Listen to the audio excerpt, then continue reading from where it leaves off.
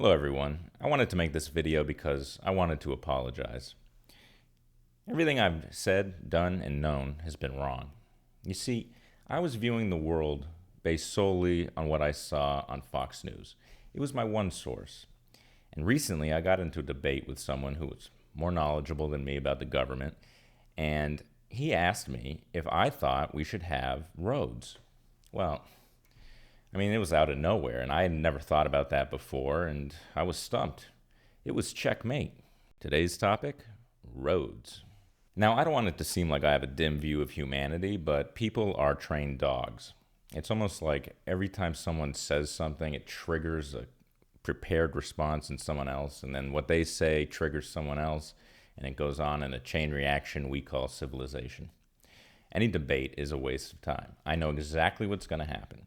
Someone's going to propose an argument, and then someone else is going to come in and say, well, that's a straw man, or that's a logical fallacy, or you're conflating two things.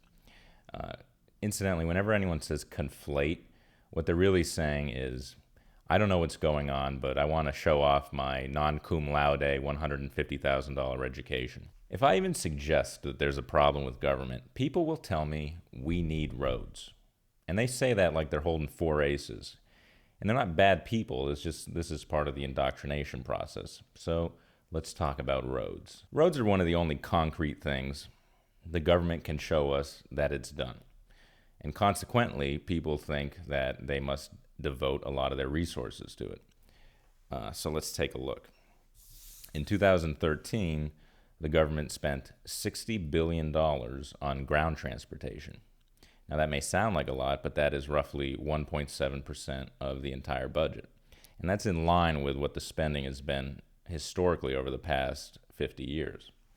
Okay, so now where are you going to get the money to pay for all that? Well, there is a federal excise tax on gasoline, which funds the Highway Trust Fund. And in 2013, they collected $36 billion. And then if you add in the federal excise taxes on alcohol and tobacco, just like that, we've funded the federal government's road spending. So if you really want roads, keep drinking and smoking. Now, some of you will say, well, we want government to do more than just roads. We want roads in the FAA. We want education. We want a space program. We want the EPA and a National Science Foundation. Okay, well, all of that cost this much in 2013. And it could all be paid for with the revenue the government officially categorizes as other. And that's how insignificant this amount of money is to them. You could have all your favorite programs, including Social Security, which is supposed to be self-funded, all with zero personal income tax and zero corporate income tax. So what do we need all these taxes for? Well, we need them for a massive military, Department of Homeland Security, and a domestic spying program, among other things. Now, maybe everyone's right, and I support smaller, more local government because I am racist and ignorant. But I think more likely it's that I don't like what they do with our money. Now, look, maybe you still think we need the federal government to help the poor and misfortunate.